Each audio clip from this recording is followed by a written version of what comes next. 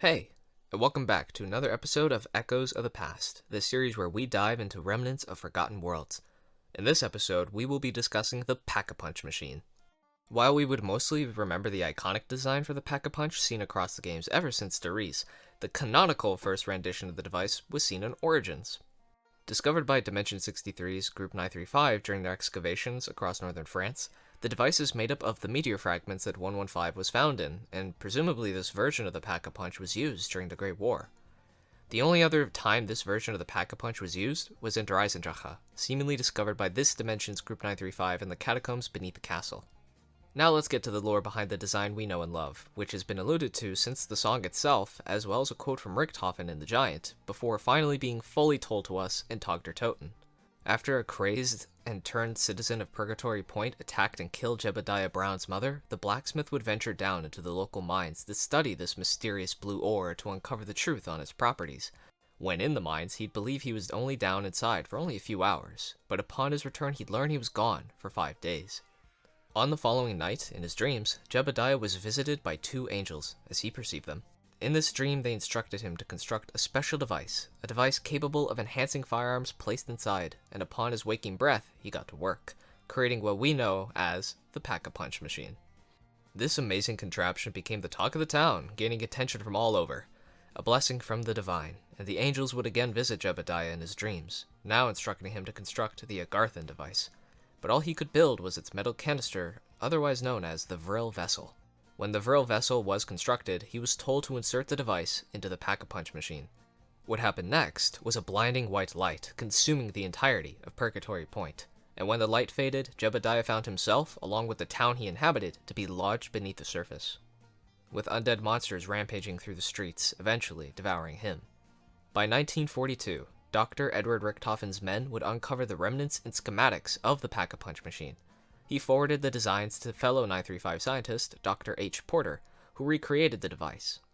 Following its recreation, the device was placed within several Group 935 facilities and, later in time, would be found across Ascension Group's Cosmodrome facility, Division 9's Island facility, and Broken Arrow's numerous facilities. With this handy device, now soldiers or survivors could enhance their firepower, providing it with newfound strength, fire rate, attachments, or even abilities in the case of the iconic M1911 pistol, which became dual-wielded and lobbed powerful explosives. Not only did it gain those things, but it would also get a cool new coat of paint and a new name to boot. And while I'd love to show all of the names to you, that would take up a little too much time. But there will be a list of all the weapons and their names, and abilities if they have them, in the description below. Other than its meteoric variant and the iconic design we know and love, there are 3 more versions of the Pack-a-Punch machine. The first version is the gateway beneath Morgue City, otherwise known as the Apothicon Rift Stone. The 4 sinners would place their weapons through the rift where an Apothicon seemingly upgraded the weapon for you on the other side. How nice of them.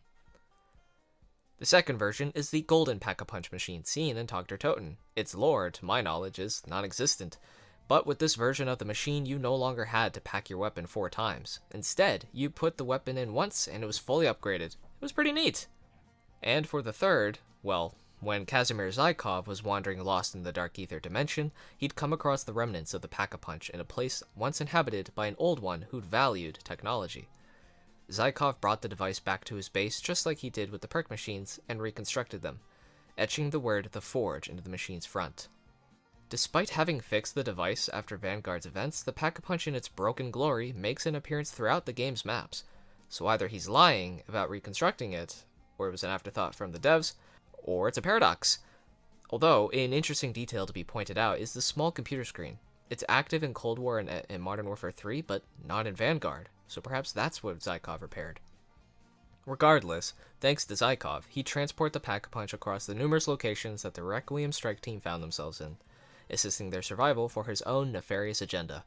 It behaved no different than its previous iterations, except with the added feature of upgrading the weapon 3 times, which is an improved version of Black Ops 4's Pack-a-Punch system, which had you upgrade the weapon 4 times before it was at its true potential, which still wasn't much. And before we wrap things up, since we mentioned the unique upgrading system in Cold War and BO4, let's quickly discuss what BO2 and BO3 added to the game. In Black Ops 2, some weapons could be upgraded more than once at a cheaper. Ignore that note. We don't need the footage. We got my impressive art skills instead. And when I say impressive art skills, I mean I traced over some images on the Call of Duty wiki because it would look anyway. So the mechanic of Black Ops 2 is that you walk up to the Pack-a-Punch machine with a gun in hand, obviously, and you spend the 5,000 points to get the first Pack-a-Punch. Boom, voila, there it is. And then you put it in again for a smaller price, I believe 2,500, and then you get the new gun with a new attachment. It's the same gun, different attachment. Thank you. Back to goodbye. However, in BO3, they added full weapon customization outside of the gameplay, so the feature is unique to Black Ops 2. In Black Ops 3, they would add a new mainstay mechanic being the alternate ammo types. These AATs would add a special bullet into your magazine that would randomly trigger, affecting the horde in different ways. The AATs in Black Ops 3 are turned, later known as brain rot. When triggered, a zombie's eyes will glow green and turn its aggression toward the other zombies. Eventually, the turned zombie will collapse. In Cold War, through an upgrade, if the brain-rotted zombie perishes, it will explode and infect nearby zombies. You could also brain-rot special enemies in Cold War. Blast Furnace, later known as Firebomb in Black Ops 4 and Napalm Burst in Cold War Onward, created a fiery wave beneath the zombies it triggered upon, burning those in its radius. Prior to a patch, Blast Furnace was the best AAT in Black Ops 3. Fireworks, which somehow never returned. As the name suggests, a series of fireworks will erupt from a zombie it triggered upon. Within the firework is a weapon that aimbots to nearby zombies. In my opinion, it's pretty damn good. Deadwire, renamed to Kilowatt in Black Ops 4 before being reverted back to Deadwire, is essentially a mini Wunderwaffe effect. When triggered, beams of electricity will connect throughout the horde, dropping them dead. This is considered the best one. In Cold War, it can stun special enemies.